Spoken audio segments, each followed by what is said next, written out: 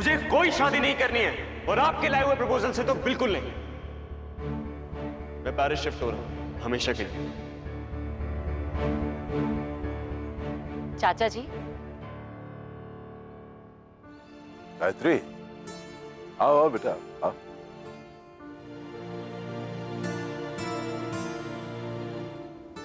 आप शायद कुछ सोच रहे थे। समुंदर को देख रहा था मैं, ये उमड़ती हुई लहरें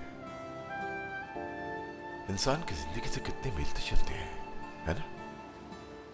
अरे हाँ, वो परिमल और उदय कैसे हैं? सब ठीक है। आपकी पसंद की बासुंदी बनाई थी, लेकर आई हूँ। जरूर खाऊंगा।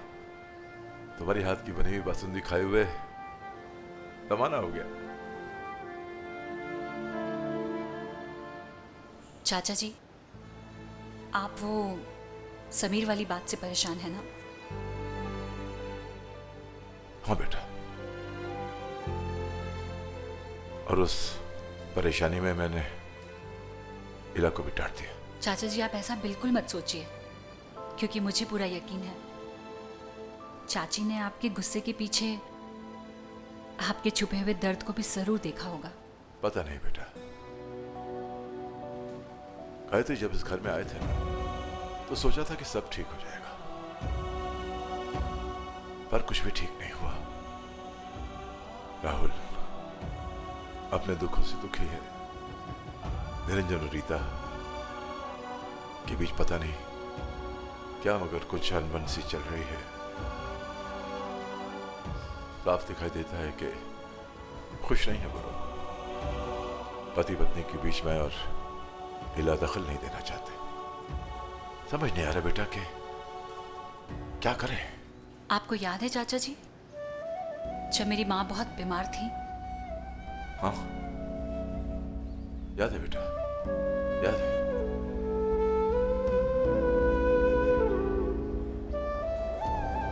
तब कैसे पूरी पूरी रात मेरे बापूजी माँ के सिरहाने बैठे रहते थे, और कितनी ही रातें आप भी आकर उनके साथ बैठते थे। उस वक्त कोई कुछ नहीं कर पाया, और मेरी माँ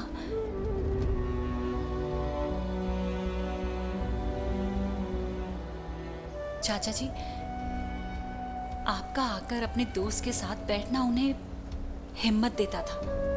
आपके साथ से उन्हें ताकत मिलती थी। कई बार कुछ भी बोलने की जरूरत नहीं होती, बस सामने वाले को ये दिखाना कि आप हो, बस यही काफी है। तू है, इसीलिए तो तू मेरे पास आई है, मुझे हिम्मत देने के लिए। नहीं चाचा जी, ऐसा कुछ नहीं है। ये सच है, और ये सच जो है ना, ये सच में भूल जाता हूँ थोड़ा सा। चाचा जी, निरंजन का तो नहीं पता, मगर हाँ, रीता को हम सबके साथ की बहुत ज़रूरत है। मैं जानती हूँ चाची उसे बहुत प्यार करती हैं, और ये रीता के लिए बहुत बड़ी बात है।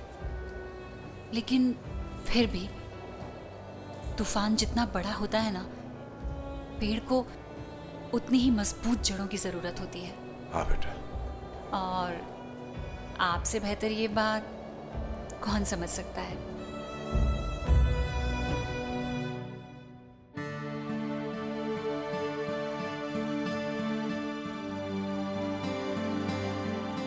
किताब उल्टी है।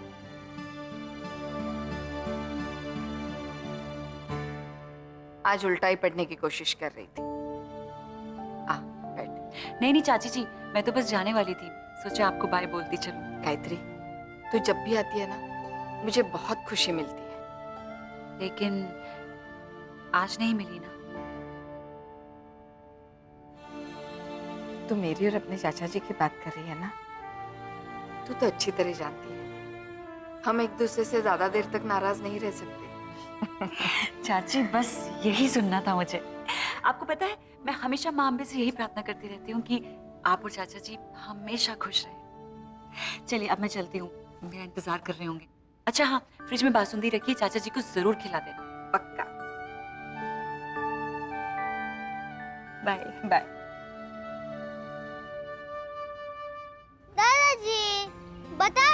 टेबल में क्या है? अभी बताते हैं, अभी बताते हैं, अभी बताते हैं। ये वेरी गुड। ये यस बेटा, क्रिकेट सेट। बैट उठा लो बेटा, बैट तुम्हारा ये। शाबाश, मैं सेट करता हूँ। हाँ, मैं सेट करता हूँ।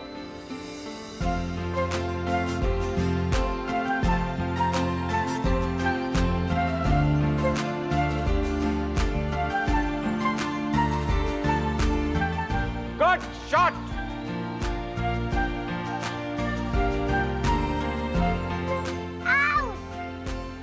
अरे वाह, क्रिकेट खेल रहे हो तुम लोग?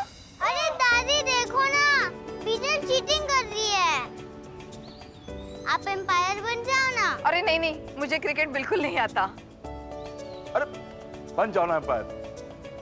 जिंदगी में वैसे तो तुम अंपायर बनी फिरती हो। चलो वहीं खड़ी हो जाओ, प्लीज के पीछे। कमान। अच्छा, देखती हूँ। चलो। हाँ, वहाँ खड़ी हो जाओ। बन जाती हूँ। ऑलराइट। चलो। हाँ, रेडी। आउट। आउट। अरे आउट कैसे? अभी तक तो बॉल भी नहीं फेंकी। आउट। दादाजी, दादी ने बोला आउट। ओके, ये अंपायर जीत चुका है। बच्चों को खींचने से खरीद लिया है। चलो कोई बात नहीं, अब चलो तुम्हारी बारी। अरे सुनो सुनो, वो देखो चाचू खड़े हैं तुम्हारे। उनसे कहो यहाँ आए और तुम्हारे साथ खेलें। चलो शाबाश। आप क्या कर रहे हो? हाँ, आपको पता है ना राहुल नहीं आएगा क्रिकेट खेलने। अरे बच्चियां बुलाएंगी तो कैसे नहीं आएगा।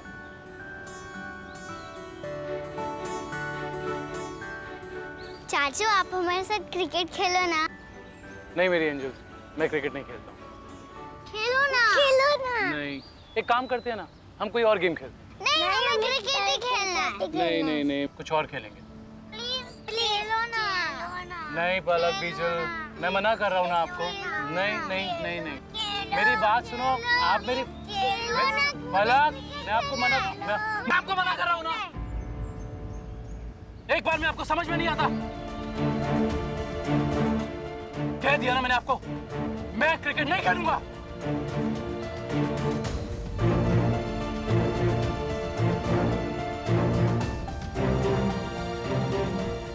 जाओ यहां से।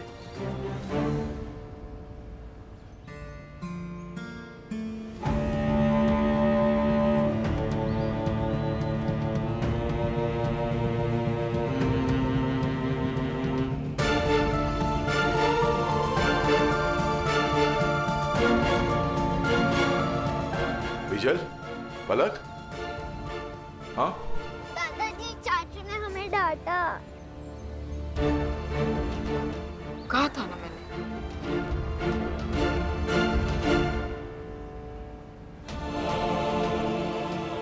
क्या हुआ? चाचा ने डांटा? हम उन्हें सजा देंगे। हाँ, रोना नहीं।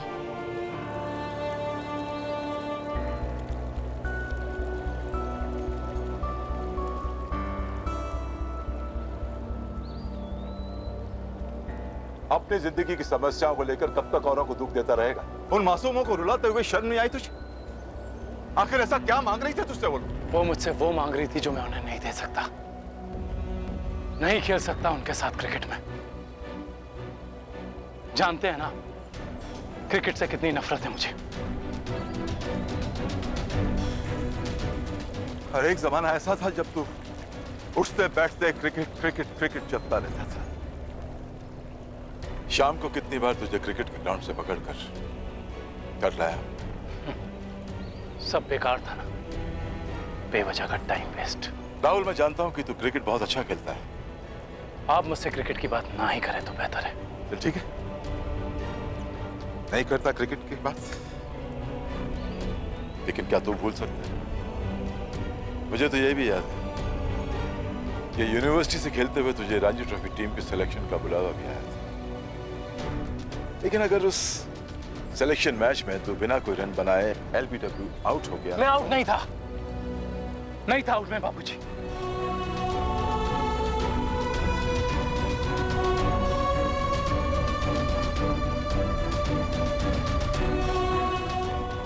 वो अंपायर का गलत डिसीजन था और उसके एक गलत डिसीजन से मेरा पूरा करियर खत्म हो गया। कितनी बार ट्राई किया लेकिन दोबारा ट्राई आउट का चांस ही नहीं मिला। सोचता हूं तो मुझे भी दुख होता है राहुल तुझे क्या लगता है कि तेरे दुख से मुझे दुख नहीं होता? मगर इसमें उन बच्चियों की क्या गलती जिनका दिल दुखा कर तू आ रहा है? बेटा, जिंदगी की हर उस चीज से नफरत करना जिसने कभी कभार तुम्हारा दिल दुखाया है, ये सही है।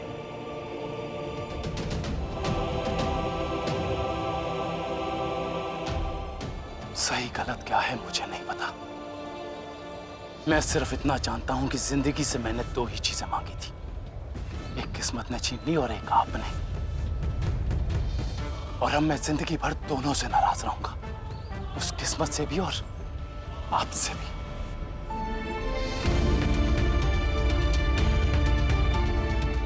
क्या हुआ? अब चुप क्यों हो गया?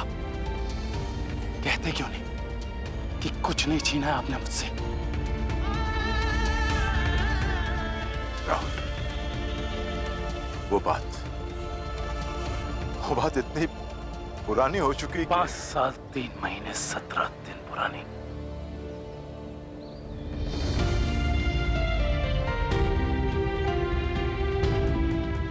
हाँ बाबूजी, तब से अब तक एक एक दिन गिन गिन कर काट रहा हूं मैं।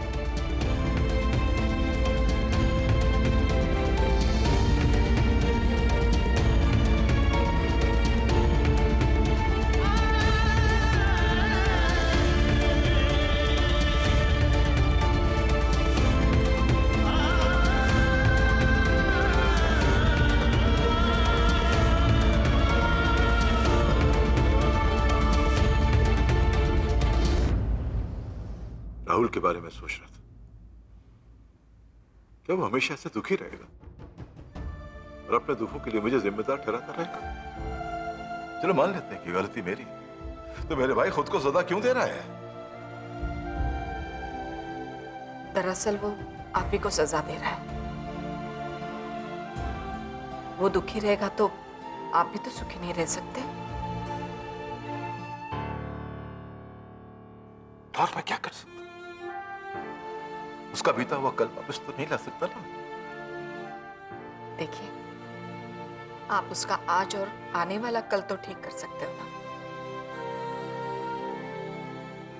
राहुल घर में बैठे बैठे बहुत परेशान हो जाता है।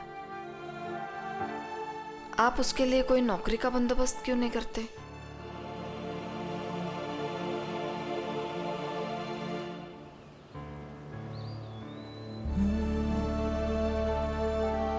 अभी भी प्यार करते हो मुझसे?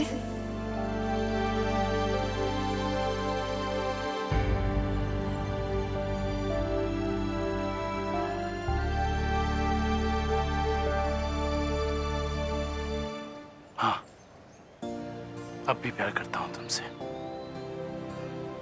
और हमेशा करता रहूंगा। अरे नहीं जग्गी भाई, विक्रम भाई से कहना कि मैं उन्हीं के काम की फिक्र में हूं और जल्दी से जल्दी कर दूंगा। मैं आपसे बाद में बात करता हूं।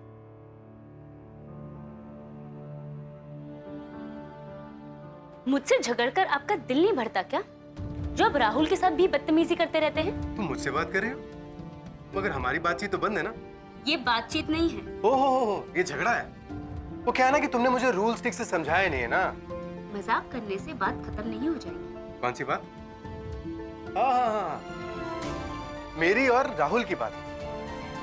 अब मैं अपने भाई से क्या और कैसे बात करूंगा, इससे तुम्हें क्या मतलब है?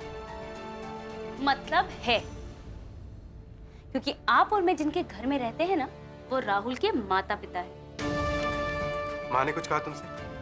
मैं अभी माँ से बात करता हूँ। आप कहीं नहीं जाएंगे और इस बारे में माँ से बिल्कुल बात नहीं करेंगे। राहुल आपका सगा छोटा भाई है और आप अच्छे से जानते हैं कि वो किस हालात से गुजर रहा है। नौकरी नहीं है उसके पास और न जाने क्या क्या टेंशन है, और आप उसे बिना मतलब कुछ ना कुछ सुनाते रहते हैं। मैं उसकी टेंशन्स और प्रॉब्लम्स के बारे में सोचूं, मगर मेरी टेंशन्स और प्रॉब्लम्स की परवाह है किसी को? कोई सोचता है मेरे बारे में? क्यों? क्या हुआ? ओह, गर्लफ्रेंड से झगड़ा हो गया क्या? या फिर उसने कोई कीमती तोहफा मांग लिया जो आप दे नहीं पा रहे?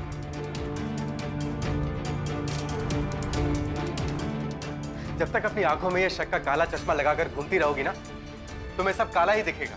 मेरे चश्मे की चिंता मत करिए आप, लेकिन आज के बाद आप कभी राहुल से बदतमीजी से बात नहीं करेंगे। भाई जब तुम्हारे कहने पे मैंने अपना लव अफेयर नहीं तोड़ा, तो अब मैं तुम्हारी बात क्यों सुनूंगा? देखा, आखिर सच आ ही गया ना आपकी जुबान पर। हाँ, यही मैं तुमसे कह रहा हूँ कि तुम वही देखती और सुनती हो जो तुम देखना और सुनना चाहती हो। हाँ, क्योंकि मुझे शौक है ना अपनी खुद की जिंदगी में जहर घोलने का। मुझे बहुत अच्छा लग रहा है यूं अंदर ही अंदर घुटने में। सबके सामने बाहर हंसती रहती हूँ, लेकिन अंदर से मैं हरदम रो रही हूँ। अब तो मैं इतनी टूट चुकी हूँ कि आपसे लड़ने की ताकत तक नहीं रही मुझ में। बस निकाल लिया ना तुमने अपना ये ब्रह्मास्त्र। तुम्हें पता है ना कि तुम्हारी आंखों में आंसू देखकर मैं तुम्हें कुछ बोल नहीं पाता। हाँ, एक्ट्रेस हूं ना मैं, इसीलिए आपको चुप कराने के लिए इन आंसुओं को हथियार बना के इस्तेमाल करती रहती हूँ। चुप क्यों हो गए? बोलिए, कोई और इल्जाम लगाइए मुझ पे,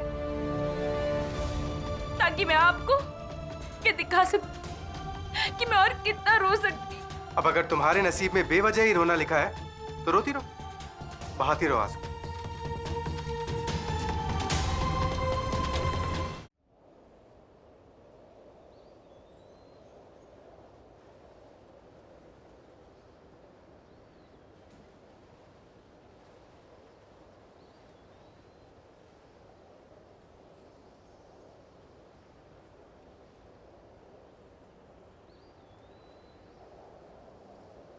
नॉक नॉक, मैं आ सकता हूँ?